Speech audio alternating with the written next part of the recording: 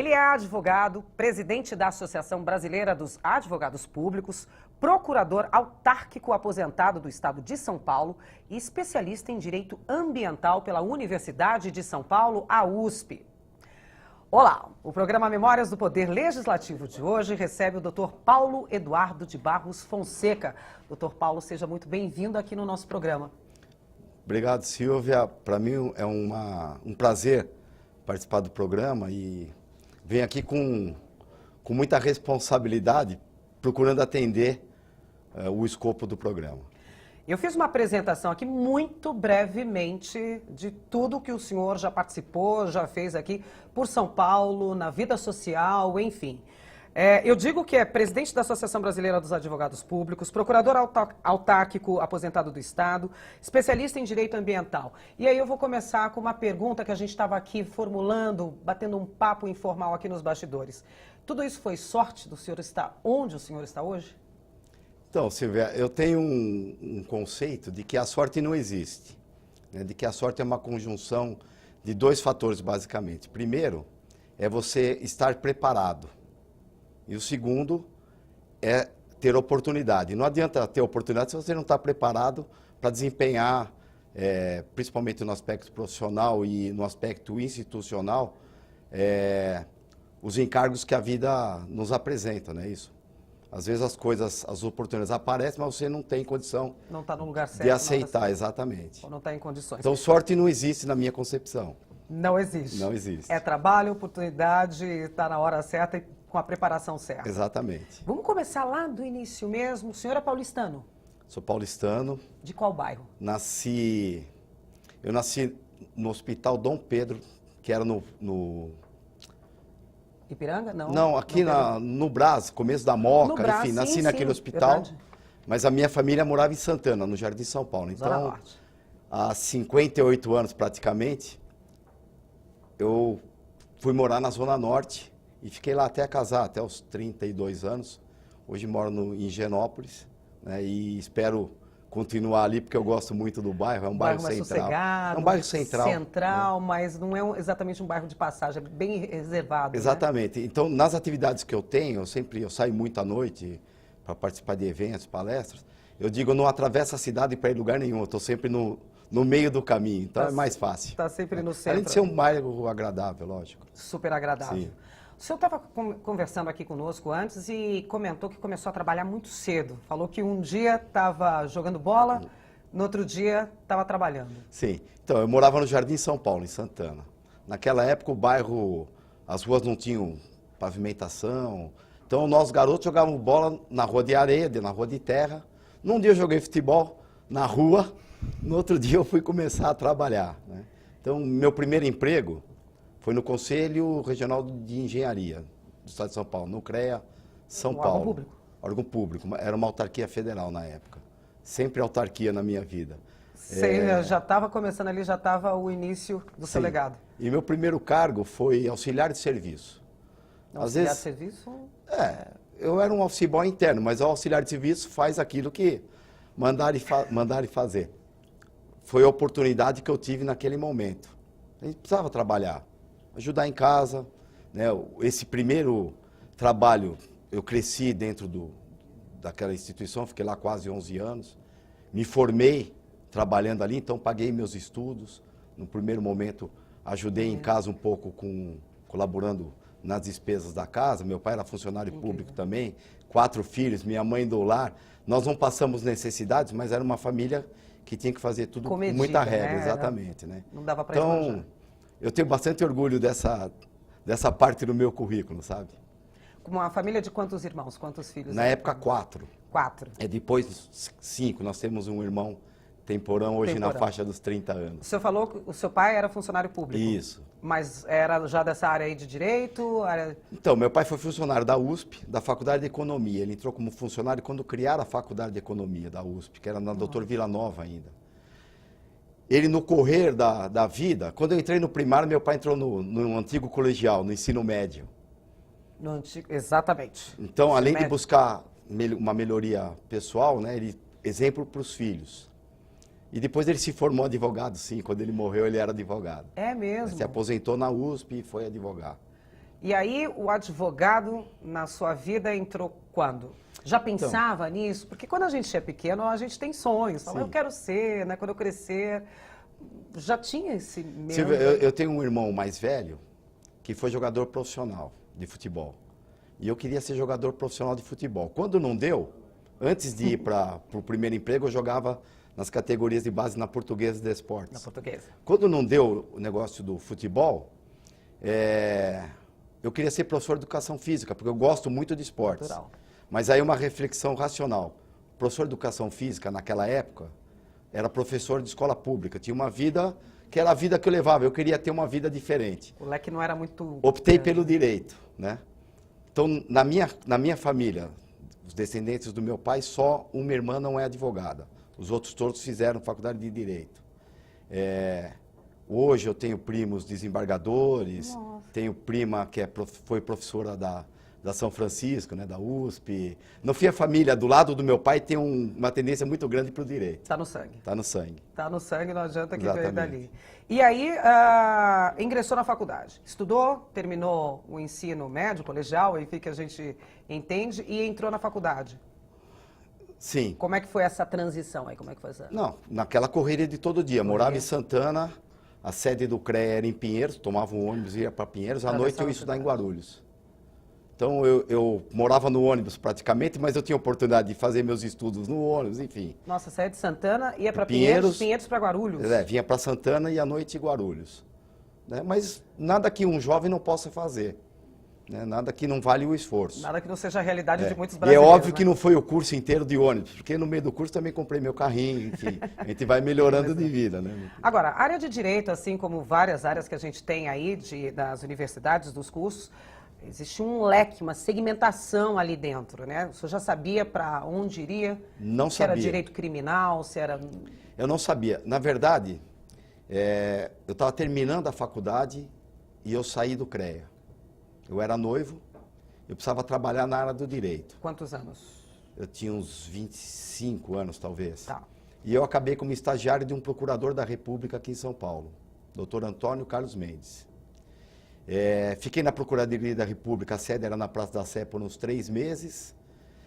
Um dia ele chega na Procuradoria e falou, Paulo, eu preciso que você vá para o escritório segunda-feira, que abriu uma vaga lá e eu vou precisar de você lá. E aí eu acho que, porque eu tinha uma certeza, eu não queria trabalhar com meu pai. Porque eu queria crescer pelo Paulo e não por estar junto de alguém. Fui para o escritório, para minha surpresa, era porta a porta, com um escritório muito grande, com 4 professores mais famosos ainda que o Mendes, que era o Celso Antônio Bandeira de Mello, Geraldo Ataliba, Adilson Dalari e o hoje presidente da República, Michel Temer. Então eu fiquei 11 anos no CREA, nesse escritório eu fiquei por 7 anos. Aí eu digo que o meu verdadeiro curso de Direito foi lá no escritório, porque quando eu cheguei lá eu não sabia entrar no fórum. Né? Tiveram muita paciência comigo, né? E eu sempre, Mas normal. sempre muito com os ouvidos abertos para aprender ao máximo em qualquer detalhe. Né? Saí de lá e fui ser advogado. Por pouco tempo, porque logo depois acabei ingressando na Unesp, em 93, e fui me aposentar há 2 anos, em junho de 2015. O senhor é novo. Mas eu comecei novo. Começou novo. O senhor tem 57. 57 anos Exatamente. apenas. Bastante. Mas já tenho 43 de trabalho. Agora eu completo 58 no meio do ano. Então já tenho 43 de trabalho. 43 de trabalho e uma carreira aqui, um legado imenso. Aqui eu tenho a informação de que o senhor foi funcionário autárquico federal do Conselho Regional de Engenharia. Meu primeiro emprego. Eu às vezes me questionava, o que eu estou fazendo direito se eu só conheço engenheiro? Pois é. Mas as coisas, sorte, acontece não por existe. acaso. Quando eu estava pronto para ir para a área do direito, surgiu a oportunidade do estágio na Procuradoria da República. Quantos anos o senhor tinha? Uns 25, 24. Estou perguntando a data, Sim. quantos anos o senhor tinha, porque estou tentando casar as contas aqui. O senhor nasceu em 59. Não, mas eu explico. Eu fiquei 2 anos na Portuguesa, eu fiz 3 vezes a 6ª série. Pois é, e fiz 1 ano de exército, então eu tive aí uma defasagem. Não, tá super perdoado. Pois não, é.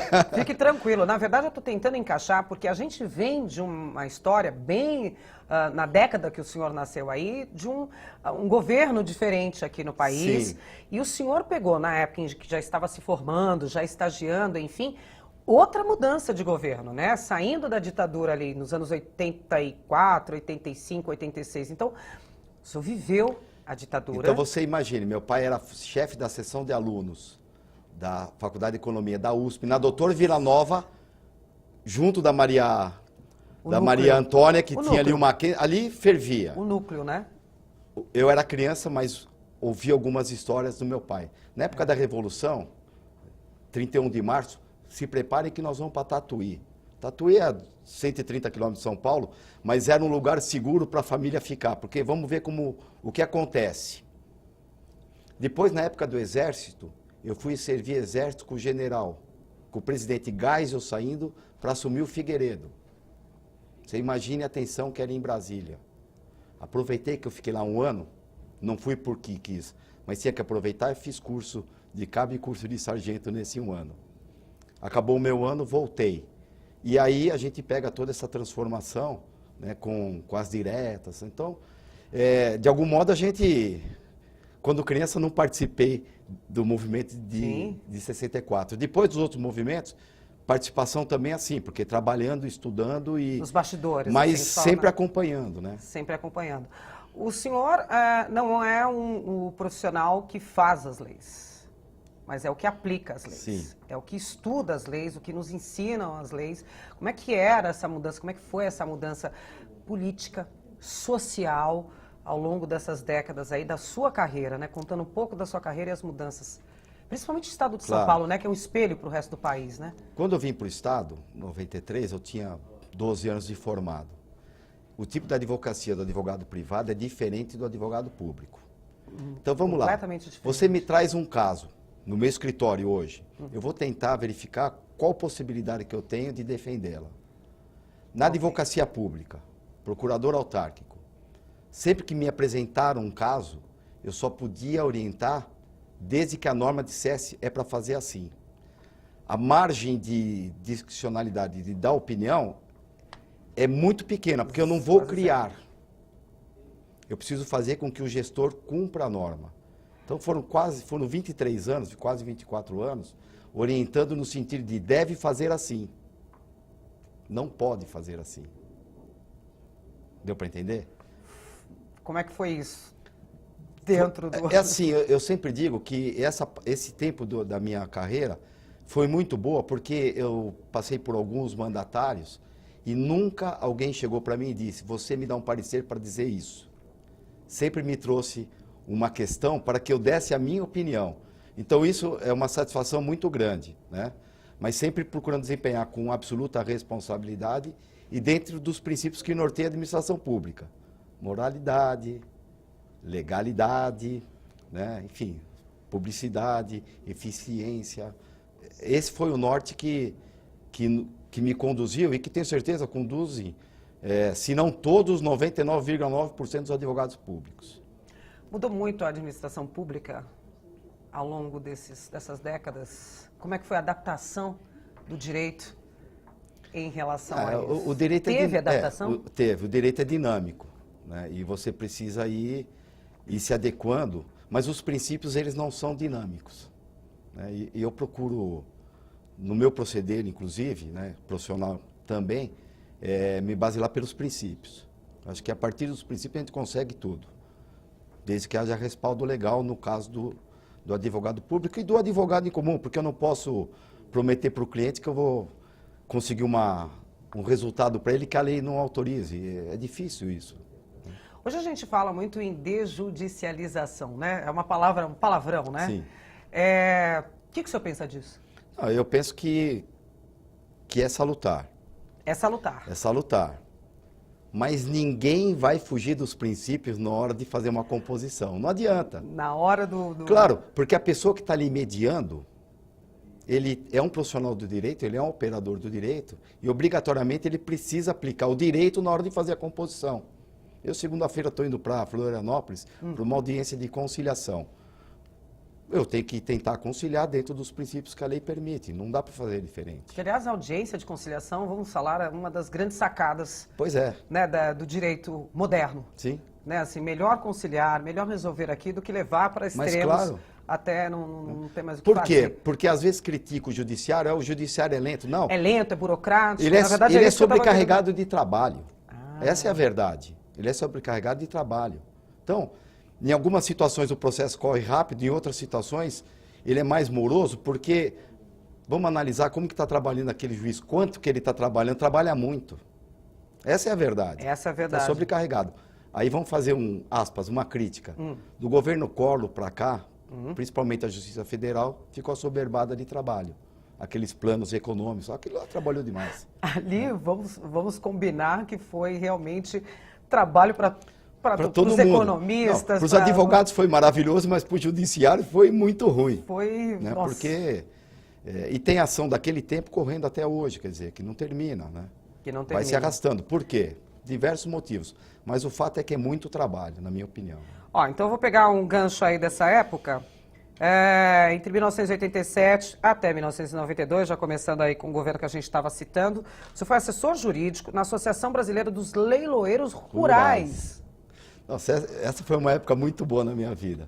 Nessa época eu estava no escritório e eu tinha alguns clientes de carteira do escritório que eu cuidava. Então eu mexia com o leilão, mas também mexia na área de esporte. Veja, e também dava assessoria para um canal de televisão que tinha um programa de esportes. Então foi muito produtivo. Leilão rural naquela época era muito forte. Ainda é? É forte, mas né? mudou o contexto. Né? Naquela Tá. época eu fazia leilão de cavalo no Maxud Plaza, que era um hotel novo. Me No lembro. Bellery, que era uma casa super famosa. Muitos amigos jornalistas foram para essa área de leilão. Pois é, era muito. E foi para Era mim. glamurosa.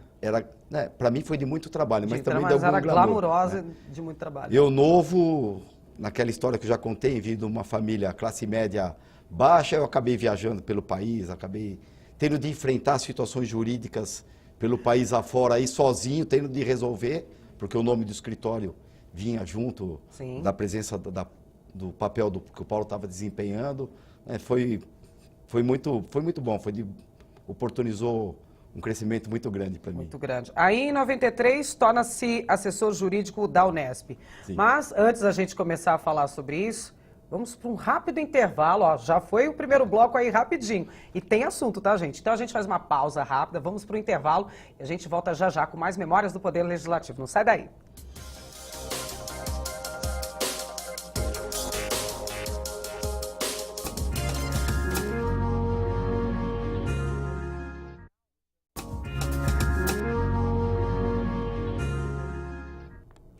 Estamos de volta com o programa Memórias do Poder Legislativo. Este é um programa produzido e idealizado pela Associação dos Parlamentares do Estado de São Paulo. E hoje recebemos o Dr. Paulo Eduardo de Barros Fonseca, advogado, presidente da Associação Brasileira dos Advogados Públicos, procurador autárquico e especialista em Direito Ambiental pela Universidade de São Paulo. Ufa! Terminei, mas não estou nem na metade aqui do que a gente estava conversando, né? Doutor Paulo, no bloco anterior a gente começou a falar aí um pouquinho sobre leilão rural e eu cortei falando lá, vamos falar da Unesp e tal. Vamos falar da Unesp, quem está em casa pode ficar tranquilo que a gente chega lá. Mas sobre o leilão rural, nos bastidores aqui, a gente começou um bate-papo falando como é que um advogado atua na parte de compra e venda aí de animais, de cavalo, de bois, de arrobas, né? A gente está falando de um universo bem diferente de um escritório, de serviço público. Como é que era isso? Então, com os leiloeiros rurais, eu era um consultor. Tá. Eu não tinha um vínculo de ter que trabalhar todos os dias, tal, mas eu tinha uma obrigação de nortear a execução do trabalho dele na relação de contrato. Né? Porque o leiloeiro ele trabalha com base de comissão. Tá. Mas tinha também as empresas de leilão rural que eu também acabei assessorando e não havia conflito de interesses, de defender leiloeiro e empresa, porque não havia conflito entre eles. Tá. Então nós norteávamos a relação de compra e venda. daquele bem que era leiloado. Você teve que estudar bastante sobre... Ah, tudo coisa nova. Tudo Aliás, coisa nova. eu era novo também, né? E com a Constituição de 88, a gente acabou criando os sindicatos nacionais. Então, Olha. teve um trabalho de reunir os profissionais de todo o Brasil e estabelecer padrões éticos, inclusive na cobrança de comissão, na estipulação de valor de produto, tudo isso naquela época nós trabalhamos, né? Foi um momento muito bom para mim. Mas eu estava contando aqui que todo mundo pagava direitinho. Pois Porque é. leilão é assim, né? Leiloou, deu lance, arrematou, tem que Coçou o pagar. cabelo, às vezes é pego como lance, mas não é bem assim, isso é folclore. Ah, é? É folclore, porque ficam as pessoas que pegam o lance e eles sabem, na verdade, quem são os compradores. Ah, Nesse mercado, todo mundo sabe quem vai comprar, quem vai para participar. Mas naquela época, o glamour era muito grande. Então, fazia leilão no Maxud Plaza, que era um hotel, ainda é um hotel 5 estrelas, mas era novo naquela época. Sim. Existia uma casa noturna em São Paulo, o Gallery, que era Sim. só para High Society, fazia leilão ali. Zé Vitor Oliva, Então, né? Aliás, ele frequentou bastante leilão também, Sim. junto com a Hortência, que era a mulher Hortência, dele. verdade. Então, era uma coisa glamurosa e que gerava um recurso muito grande até o advento Collor de Mello. Depois ali parou e eu acabei me desligando mais para frente. Mas o nosso papel era para dar segurança jurídica para o negócio que era feito, né? E posso dizer que naquela época o mercado era de muita confiança. De credibilidade, porque, né? De credibilidade, porque não havia, podia haver atraso no pagamento, mas inadimplência de ter que executar, isso eu nunca trabalhei, porque o mercado era um mercado conhecido, restrito, portanto, e Ninguém brincava em o serviço compromisso ali, né? era sempre saudado, sempre foi saudado. Era sério. Sério. Eu cheguei a tocar o nome de algumas pessoas aí conhecidas do grande público, Hortência, né, nossa eterna jogadora aí de basquete, campeã. Falei do marido dela, Zé Vitor Oliva, e a gente também estava falando sobre o Luciano do Vale, falando de esporte aqui, pegando esse gancho aqui do esporte. Alguém que o senhor trabalhou. Também trabalhei, né? Na época que a Bandeirantes levava o programa de esporte no domingo o dia inteiro, o Luciano ele tinha uma parceria com a Bandeirantes. Era uma empresa, Kiko, filho do Blota Júnior, que foi Blota Júnior, parlamentar, e Luciano do Vale, Luciano e Kiko. Então, as duas empresas se associaram, era Sport Promotion, que ainda existe, o Kiko Isso. continua com a Sport Promotion. E nós assessorávamos a Sport Promotion no consórcio com a Bandeirantes. Então, também novo, também me deu muita oportunidade de trabalhar numa área que hoje há uma especialidade de direito desportivo. Eu fazia isso naquela época, porque nós fizemos contratos para transmissão de jogos, Nossa. o Luciano criou a seleção de futebol de Master, fizemos contratos com jogadores, Maguila na época, a seleção de vôlei, enfim, tudo passava por uma análise da gente, né? Aliás, o Luciano, ele era um grande empresário por trás do locutor, do apresentador de esportes, que a gente conhecia, o público comum. Tinha um grande homem de negócios ali atrás, que descobriu. Verdade. Lançou o Maguila, lançou tantos outros nomes Mais aí, que né? um grande empresário, ele era uma pessoa de visão na área que ele atuava. Porque o esporte no Brasil se resumia praticamente ao futebol. O basquete teve algum Verdade. destaque, boxe, alguma coisa. O Luciano, quando veio, ele implementou e fomentou todo tipo de esporte, até bilhar. Ele acabou fazendo transmissão de jogos de bilhar pela televisão, né? Sim, profissionalizando Que era uma pessoas coisa que eram marginal, amadoras. Era uma coisa né? marginal, Era de uma coisa boteco, marginal. de botequeiro, de assim, não era uma coisa realmente Exatamente. um esporte Então, profissional. ele tinha uma visão muito grande. E hoje o esporte do Brasil tem um patamar que não é o que a gente espera, Sim. mas cresceu muito em razão dessa visão do Luciano. Quanto tempo o senhor trabalhou com ele? Eu fiquei uns 5 anos com o Luciano também. 5 anos. Mais ou menos. Eu vi muito jornalista famoso hoje começar ali como repórter de campo e tal. A gente viu muito. Na verdade, é assim que a gente começa na Verdade. carreira. Todo mundo começa de um jeitinho ali. Não, e eu também estava começando, então nada demais. Então estava tudo bem, todo mundo no mesmo caminho. Eu no mesmo só era igual. um da estrutura do jurídico, mas era o mais presente em algumas ações. E deixou o leilão rural por quê? Porque a vida foi me levando para outro caminho. Foi levando para outro caminho. Quando o leilão entrou em baixa num período, não fazia muito sentido a gente estar acompanhando tão de perto. E o profissional de direito, ele não é um profissional barato. Se você quer ter, como tudo na vida, você quer ter uma boa assessoria, então acabou ficando oneroso. Enfim, a vida foi me levando para outro caminho, né? Levou até a Unesp. Me levou até a Unesp. Fala um pouquinho desse período aí. Então, 1993, torna-se assessor jurídico da Unesp. Quando eu cheguei na Unesp, não sabia nem o que era a Unesp. Aí confesso minha ignorância. A Unesp foi criada em 76, mas ela ainda era uma universidade caipira na época. E hoje, depois dessas 2 décadas e meia praticamente, a universidade, eu tenho muito orgulho de ter sido procurador lá. Porque de algum modo eu contribuí com o meu trabalho, né, para que a Unesp chegasse no patamar que ela está. Ela tem muito para crescer, mas dentre as universidades novas do mundo, ela está entre as 100. O senhor se aposentou lá. Eu me aposentei lá. Ficou então por quanto tempo? 23 anos e alguma coisa. 23 anos. E daí lá dentro atuou nas áreas de consultoria, consultivas, judiciais, do direito constitucional, administrativo. Ixi, e aí vai? Fala um pouquinho. Educacional. O corpo jurídico da Unesp, ele é o mesmo desde a sua fundação. São 11 procuradores. Só nos últimos anos a Unesp cresceu 5 campos aqui no estado. Só com o governador Alckmin ela cresceu 5 campos. Você pode imaginar o que ela cresceu nesses 40 e poucos anos, né? Em número de alunos, de funcionários e de docentes. Só para quem não sabe, a Unesp tem quais cursos ali dentro que a gente tem pode todos. ir? Todos? Todos. Com medicina, uma característica única no direito. Brasil, que ela é a única universidade multicamp. A Unesp está em 28 municípios. Como quer fazer a gestão jurídica? Como que disso? é fazer a gestão jurídica Pois disso, é, doutor? não é uma coisa... Numa época em que também, lá no início, que não tinha essa digitalização Verdade. toda, essa conversa das mídias, né, que a Sim. gente pode ter de computador. Hoje está muito mais... Então você teve de criar um sistema ali. Aliás, o jurídico da Unesp foi implantado pela professora Ana Cândida, que acabou procuradora-geral de Estado. Olha só. Com profissionais, modéstia à parte, muito bem preparados. Eu entrei num grupo, quando assumi na Unesp, que os profissionais, eles são paradigmas para mim até hoje também. Então, eu também... A história da sorte... É. Acabei lá naquele escritório, acabei na Unesp com profissionais com qualificação acadêmica e super competentes, responsáveis, que foram forjando a minha personalidade também, né?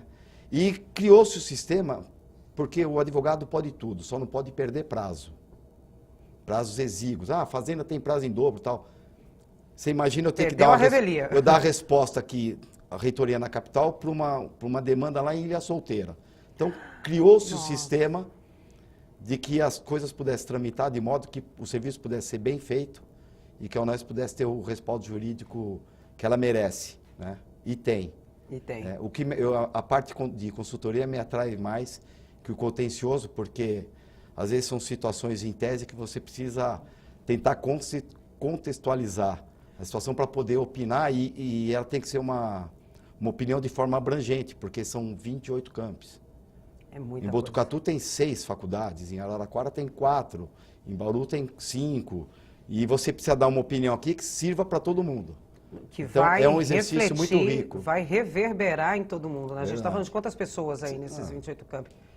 Umas 80 mil pessoas. 80 mil pessoas. Está falando de uma cidade. E eu preciso atender, bom porte. eu quando dou opinião jurídica, eu preciso atender os princípios constitucionais, porque depois eu tenho auditoria externa, que é feita pelo Tribunal de Contas, e o Tribunal de Contas vai analisar se aquilo que foi feito é legal ou não. Né? E a Unesp, nessas 2 décadas e meia, ela não teve conta rejeitada. Olha então, só. Tenho orgulho de dizer isso. Né? Mérito. Mas mesmo na parte do contencioso, tirando ações tipo gatilho salarial, que é uma questão que o Estado devia e todas as ações foram julgadas procedentes, a Unesp também tem um percentual de ganho de ação muito grande, né, que chega na faixa dos 90%. Eu sempre digo o seguinte, quando consulta antes, não erra depois. Então faz a consulta, porque eu não estou mais lá, mas o pessoal está e está pronto para atender a demanda que lhes é passada. Né? Essa sua parceria, na verdade, essa nossa parceria, eu estou falando nossa em nome da Assembleia Legislativa de São Paulo, com o senhor, então, ela sempre foi bastante estreita, sempre foi bastante próxima. Eu tenho atuação política também, política no sentido institucional, né, da categoria. Eu estou presidente da Associação dos Procuradores Autárquicos, mas já fui por 3 mandatos anteriormente. numa época, para nós autárquicos, um pouco conturbada, que foi no governo Covas. Né? O governador, ele herdou uma herança do governador Fleury, que deixou um aumento substancial para o funcionalismo, muito bem-vindo, aliás, Isso, e acho que merecido. Coisa boa. Mas quando o Covas assumiu, ele tinha de pagar, e o Estado não tinha caixa. Né? E isso fez com que o governador tomasse algumas medidas, muitas delas acertadas, mas em relação aos autárquicos eu não posso dizer tão acertada assim, tanto que depois de 20 e poucos anos, nós fomos resgatar o direito dos autárquicos no judiciário. Lamentavelmente, assoberbado de trabalho, o judiciário, às vezes, amoroso foi no nosso caso. Mas esgotamos toda a sequência no Supremo e hoje é transitado julgado. E chegou a frequentar aqui, então, dentro, aqui a Assembleia Legislativa? 2 mandatos, mais ou menos, de terça a quinta, quase todas as semanas. Foi um deputado, praticamente. Foi. Às vezes me chamava de deputado no corredor. Ô, deputado. Às vezes era Ô, cumprimentado deputado. como deputado. Como é que foi essa relação aqui com a Assembleia Legislativa? Mudou muito ao longo aí desses 2 mandatos? Assim, nesses 2 mandatos, mais uma vez, foi muito rico para mim. Né? Porque a gente pode entender e compreender né? o papel dos parlamentares da situação, o papel dos parlamentares da oposição, um pouco do, aspas, jogo político que acontece, como que a gente vai tentar compor. Né? Então, faz parte da política. Sim, nesse aspecto foi muito rico. Conversamos com muita gente, explicamos a situação para que pudessem entender. Né? Então, é uma experiência que quem tem é quem passa por ela. Né? Então, isso para mim foi... Às vezes ganhei, às vezes perdi, faz parte mas do faz jogo. parte do jogo. Né? Faz parte do jogo. O importante é que a gente sempre teve a possibilidade de enfrentar os problemas sempre de cabeça erguida, porque agindo com lealdade. E encontrei lealdade, tanto de quem votava com o governo, na nossa situação, como quem votava contra. Explicando por que votava a favor e por que votava contra. Acho que isso foi muito salutar. Afinal de contas, são representantes da população, Claro. né? Não é um time que se ganha ou que Sim. se perde, né? É uma luta sempre aqui, né? E uma coisa que a gente construiu, porque as pessoas passam, né? Os mandatos que a gente tem, a gente ocupa, eles passam. Hoje eu encontro pessoas ex-parlamentares, a gente consegue conversar. Não estou nem dizendo se era a favor ou se era contra a minha causa. A gente conversa olhando no olho um do outro, porque sempre com lealdade. Acho que isso é importante. Aliás, acho que isso está faltando para o país. Né? A gente poder respeitar as pessoas pelo que elas são. Né? Nós estamos vivendo um momento crítico, não sei se nós vamos falar sobre isso, mas eu também tenho opinião. Também tenho opinião. Na verdade, vou pedir então para o senhor segurar um pouquinho aí, que a gente já foi esse bloco também, já voou de novo. Isso é bom, significa que o papo está ótimo. Tá bom. Então, daqui a pouquinho a gente volta para falar um pouquinho sobre direito ambiental. Afinal de contas, foi uma área ou é uma área que o senhor atua? É uma das áreas, né? É uma das áreas que atua. E vamos falar um pouquinho sobre esse quadro também, da atualidade política, como que o senhor vê, como o senhor opina em relação a isso. E vamos falar sobre escola de samba também? Opa, podemos. Então tá bom. Vamos para um rápido intervalo e voltamos já já com mais Memórias do Poder Legislativo.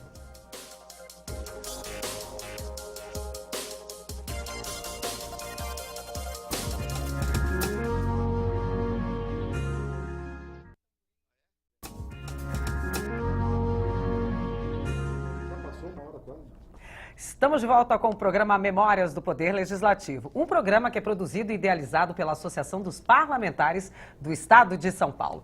E hoje nós recebemos aqui o Dr. Paulo Eduardo de Barros Fonseca, advogado, presidente da Associação Brasileira dos Advogados Públicos, procurador, aliás, já vou entrar aqui, procuradoria. O que essa palavra diz para o senhor? Responsabilidade. Responsabilidade. Hoje a expressão procurador, ela está muito difundida, mas mal compreendida. Os procuradores da República, procurador. O procurador de Justiça, procurador. O procurador de Estado, são carreiras diferentes. Radicalmente diferentes. Totalmente diferentes. Então explica aí para quem está em casa, o que um procurador faz? Qual? Qual procurador? O procurador de Estado é aquele que, do Estado, que a gente é aquele chama que de... defende o Estado. Né? Na questão administrativa, indica os caminhos para que o detentor do poder, para o mandatário daquele momento, para o nosso representante, para que ele exerça a atividade dentro dos parâmetros da lei. No judiciário defende o Estado. Então, ações contra o Estado, quem faz a defesa é o procurador do Estado. Procurador. Na autarquia, os ele é o procuradores advogado do Estado. Da autarquia, exatamente.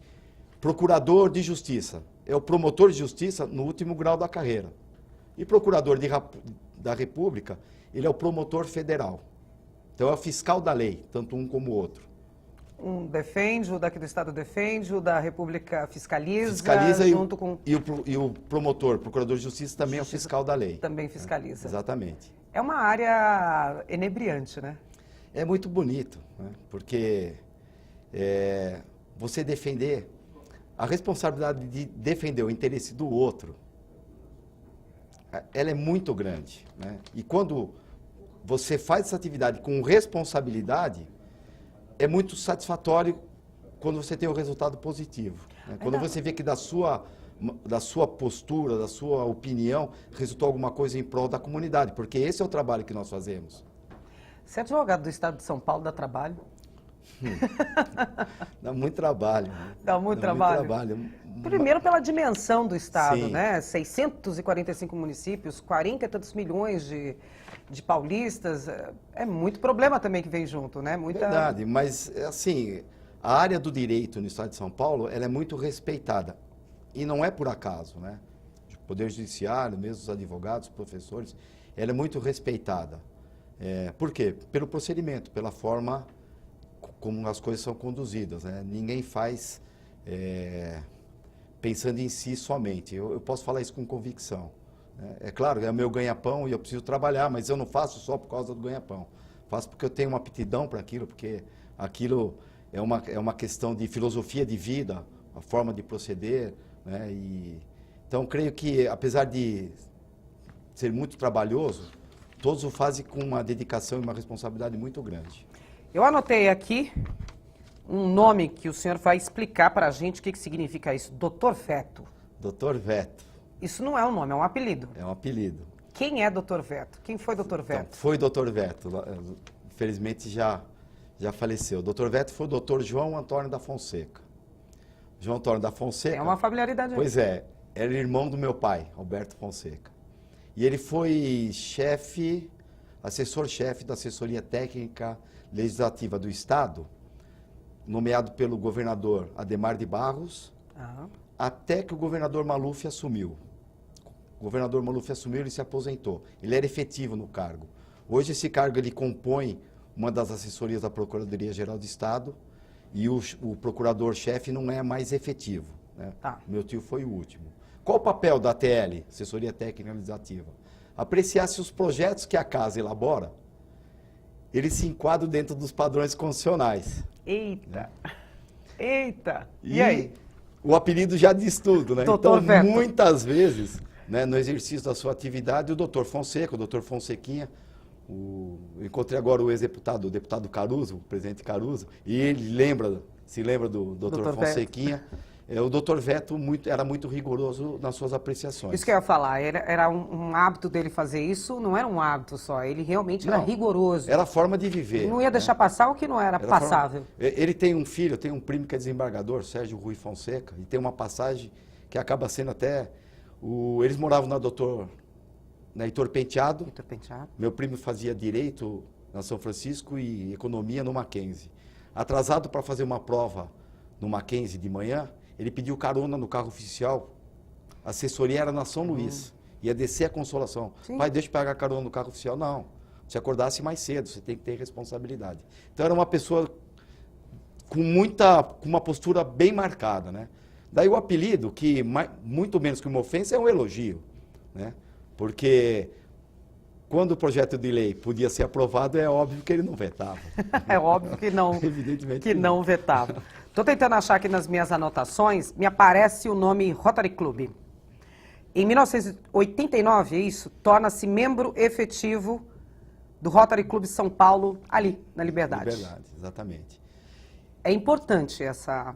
Eu acho. Em 85, eu ingressei no Clube de Jovens, no Rotaract, que é um clube de formação de líderes. O Rotary, a comunidade ainda não entende o que o Rotary faz. A sociedade não entende. Né? Se é político, apolítico, só de empresários, de maçonaria. Maçonaria e Rotary são instituições diferentes. Nada a ver. Muito embora muitos rotarianos sejam maçons. Tá. Né? Uma instituição... Enquanto na maçonaria se busca o crescimento, a melhoria da pessoa, no Rotary, as pessoas colocam em prática aquilo que ele melhorou. Então, o que me atrai no Rotary é essa possibilidade de servir. Então, ele congrega líderes profissionais em todo o mundo. É uma instituição nascida em 1905. Ela congrega, ela tem mais países do que a própria ONU. Né? É mesmo? Numa atividade de servir. Servir quem? O Joãozinho? Não, servir a comunidade. Então, os nossos projetos são de alcance um pouco maiores na área de saúde, projetos educacionais, formando pessoas para poder retribuir para a sociedade depois. Então, o Rotary tem um papel importante, né? Numa sociedade hoje que é muito egoísta. A gente se reúne uma vez por semana, pelo menos, para pensar o que nós vamos fazer pela nossa comunidade. É apolítico. mesmo, né? Porque se nós tivermos uma atividade política de sentido partidário, quando mudar o partido, ele não aceita a nossa colaboração.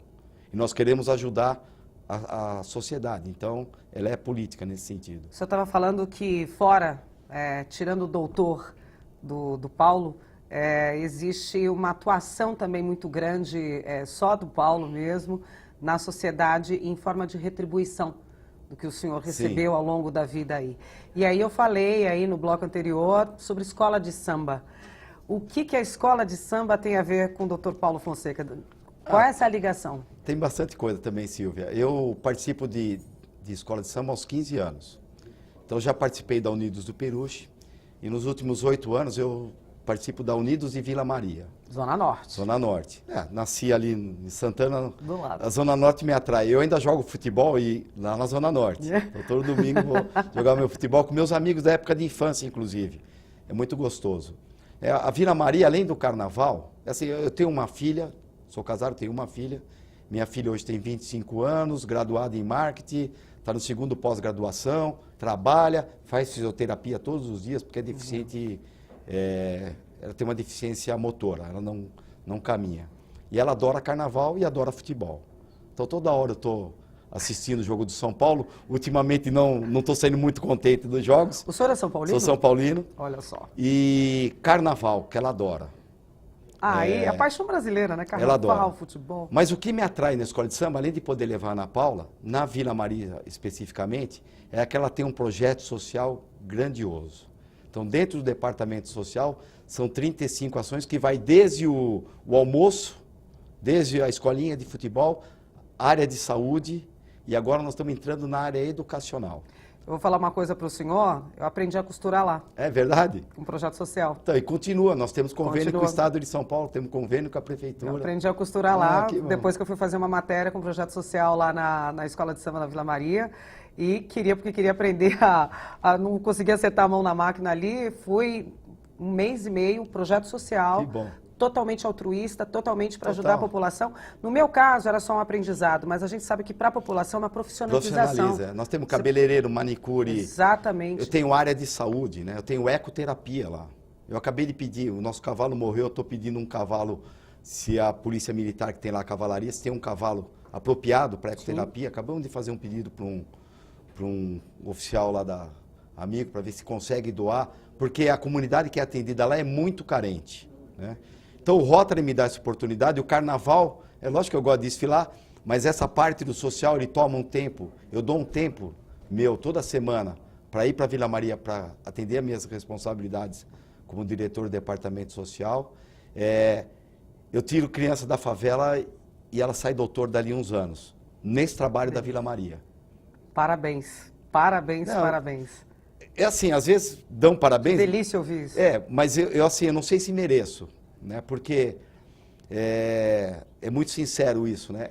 Tudo que a gente possa fazer em prol é porque a gente recebe muito. Lembra no começo da entrevista, meu primeiro emprego? Então, por mais que a gente faça, a gente sempre vai estar devendo. Uhum. As oportunidades, às vezes, não acontecem quando a gente quer, da maneira que nós queremos, mas elas acontecem. Então, é só uma forma de retribuir. Tem gente que não acredita em Deus, mas eu acredito. É só uma forma de retribuir a força motora que gere o universo que nós chamamos de Deus, um pouco do bastante que a gente tem recebido, né?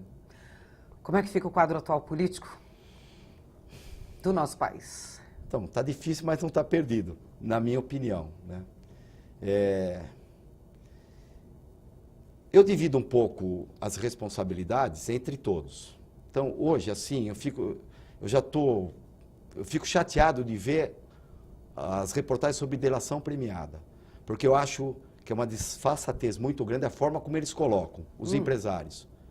Eles tiraram muita vantagem em cima do povo. Os que são denunciados, da mesma maneira. Ora, mas existe empresário honesto e existe político correto. E a sociedade precisa cumprir o seu papel. Eu vejo a sociedade tem um movimento, vamos para a rua, manifestação, e sai dali, o que nós estamos fazendo para melhorar essa situação? O que cada um está fazendo? Qual o exemplo que cada um está dando? Então a responsabilidade é dividida, né? Eu não posso apontar um dedo, e hoje muita gente está apontando o dedo para esse, para aquele político e tal, mas está esquecendo de fazer o seu basilar. Está esquecendo, quando sai de casa, ele dá bom dia para o porteiro do prédio. Direitos e deveres, né? Está esquecendo de orientar o filho dentro de casa, né? Deixa para a escola. Lamentavelmente, nos últimos anos, e a gente chega no estado que nós estamos hoje, lamentavelmente, na minha opinião, acho que ainda vai piorar um pouquinho antes de melhorar, tenho essa visão pessoal, as colunas basilares da sociedade foram deixadas um pouco de lado. Família hoje é uma questão muito complicada, mas a família é a base de tudo. Religião. Eu acho que um dia o mundo não terá mais religião, mas o mundo será ecumênico, porque todos vão se respeitar e cumprir o princípio básico que se resume numa expressão de 4 letras que se chama amor. O amor resolve tudo que a gente possa esperar no relacionamento entre as pessoas. Então, família, religião, educação. A educação parece que faz questão de maltratar, né? Eu, para fazer o meu ginásio, eu passei num exame vestibular, na época era vestibulinho. A média para entrar no colégio estadual que eu estudei era 9,5 a média de corte, né? Tinha que fazer lá um cursinho. Então, estudei em colégio no primário, no antigo primário, municipal, o ginásio estadual. Eu só fui fazer o curso superior, pago depois na faculdade, porque eu trabalhava, eu não ia conseguir fazer de modo diferente, eu precisava, né? Então, eu vejo que trabalho, porque você, claro, desestruturado familiarmente, se você não crê em nada, você é uma pessoa que pode fazer qualquer coisa.